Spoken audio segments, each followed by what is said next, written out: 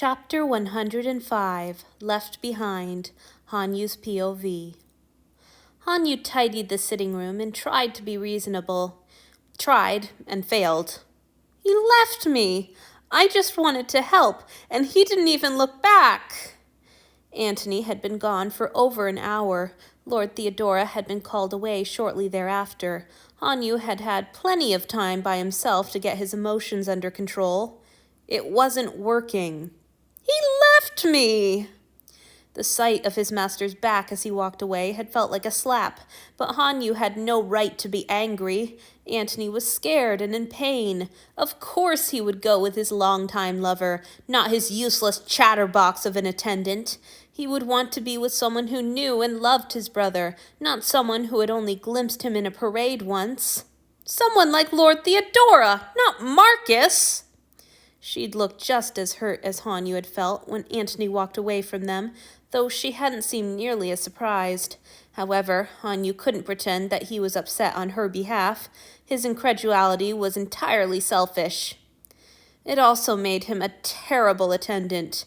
He needed to remember his place. His master was not obligated to turn to him for comfort. For goodness sake, his master was not obligated to do anything. Did he think the pillows on the sofa also had a right to be upset at being left behind? He was a slave, a possession, and the god could do whatever he liked with him. And that asshole left me!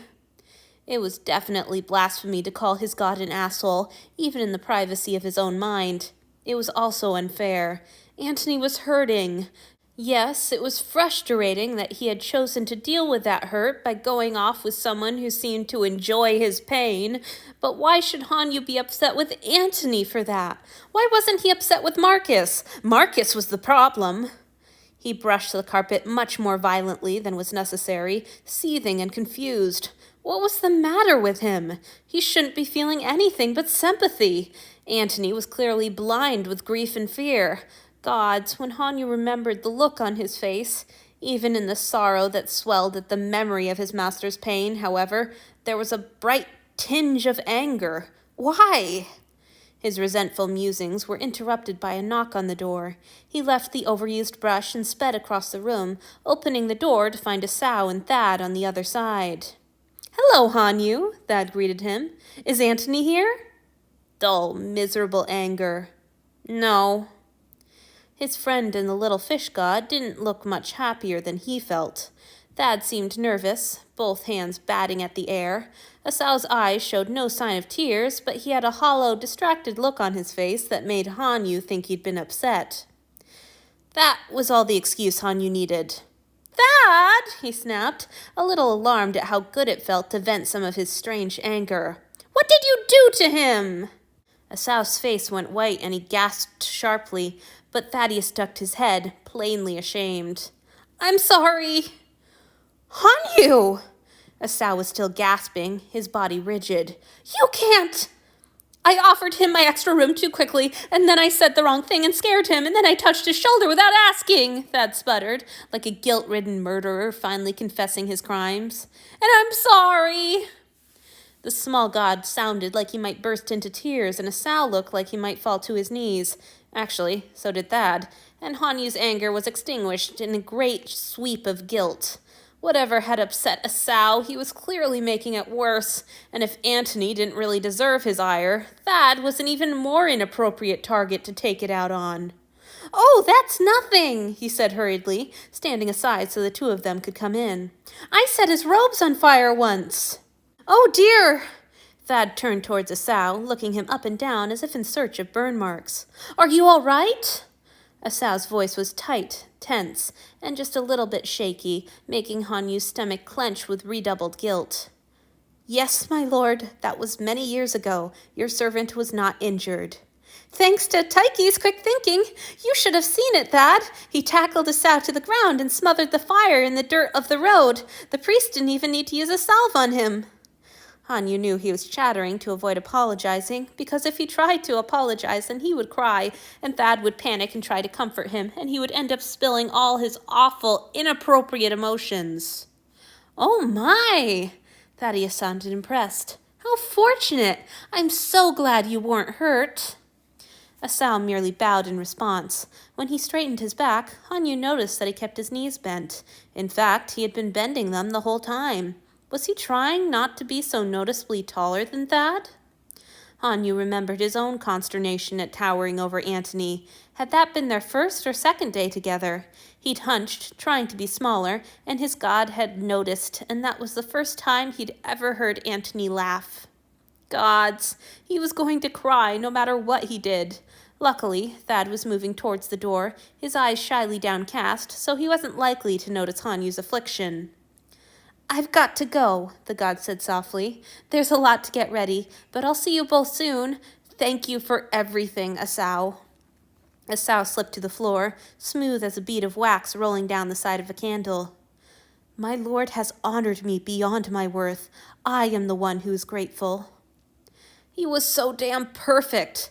Esau had sworn to stop comparing himself to Esau, but that lifetime's habit was proving hard to break, especially when he was miserable the way he was now. It was all too easy to stare down at his beautiful, well-mannered friend and think how appalled Esau would be by his behavior, his spoiled, selfish thoughts. As soon as the door shut behind Thad, Hanyu no longer had to wonder how Esau would feel. The other boy sat up and leaned back on his heels to glower up at him. Why did you do that? He demanded. You can't just talk to gods that way. He didn't mind, Hanyu muttered, ashamed. Esau was not amused. Lord Thaddeus was barely through the door before you attacked him. How could... You had to know he hadn't done anything wrong. You looked upset, and... All at once, Hanyu actually thought over Thad's litany of guilty admissions. Had he heard right? Did he say he offered you his extra room? Snorting, Esau dropped his gaze to his hands, which were folded demurely in his lap. You just realized that now? Hanyu found that he couldn't read his friend's expression at all. Was Esau smug, distressed, disbelieving? He genuinely couldn't tell. I'm so self-absorbed, I can't even listen properly, and I'm bad at handling other people's feelings. Why would anybody hang around me when they have something important going on? Why would they hang around me at all? Lord Thaddeus was gracious enough to make me that offer, yes, Esau continued softly. I hadn't planned to bring it up with you or our master, and I would be grateful if you could keep it to yourself. It was surprising. I handled his generosity poorly. Now that Hanyu thought about it, it actually wasn't terribly surprising. Both Thaddeus and Lord Julia had taken a definite interest in Esau from the time he'd moved in with Antony and Hanyu. Hanyu slumped down on the floor across from his friend, mind racing. What are you going to do? It's not up to me. Esau sounded scandalized by the very notion. If our master chooses to give me to Lord Thaddeus after they discuss the matter, of course I'll obey. But what do you want? Urged Hanyu. For his own part, he found himself panicking over the idea. He'd grown used to having Esau nearby all the time. After the long weeks of worrying over what Marcus might be doing to him, it had been such a relief to have his friend in his sight, present and safe. It was a joy to curl between Esau and Antony at night, secure in the knowledge that they were both with him and there wouldn't be any new cuts or bruises when he saw them in the morning. How could he bear to lose that security? If Antony and Esau were divided again, he wouldn't be able to watch them both at once. He could never be sure that Marcus wasn't with the one he couldn't see. Esau just scowled into his lap. Everyone is very keen to ask me that lately. But you know me better than that, Hanyu. You know that all my life, all I've wanted is to serve and please the gods. That wasn't quite true. Esau wanted to be the best at everything. In fact, he wanted to be perfect, and Hanyu could recall plenty of times when he'd cried or moped when he fell short of that lofty goal. He had wanted the priest's approval, and now that he was here on the ship, he wanted that same approval from the gods. Those desires weren't exactly the same as what Esau had just said, but maybe they were close enough. But do you want to serve and please Antony here, or do you want to go live with Thad and serve and please him? Hanyu pushed. They've both been far kinder to me than I deserve, Esau said stubbornly. It would be an incredible honor if I could be of some use to either of them, but I don't think anything is likely to come of this generous offer, so it hardly matters, even if I were insolent enough to have a preference, which I am not." The clenching of Han Yu's chest eased a little at that. "Why don't you think anything will come of it?" "Lord Thaddeus is not one of our master's lieutenants," explained Asau. "Only Lord Theodora and my former lord are permitted to claim a personal attendant from the freshest crop of attendants before the end of the cycle. Remember, they're not letting any of the other gods take our friends from the common room."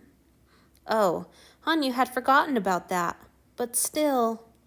"I think he'd allow it if it's what you wanted," he said, hoping with everything in him that it wasn't what Asau wanted. "I just got you back.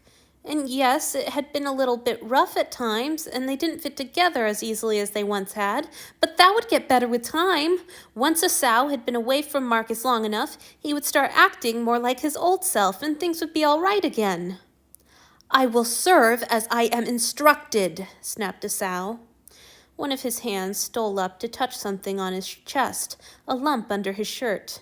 Han Yu was confused for a moment, then remembered the strange, no, not ugly, that wasn't fair, severe shark-tooth necklace Thad had given him.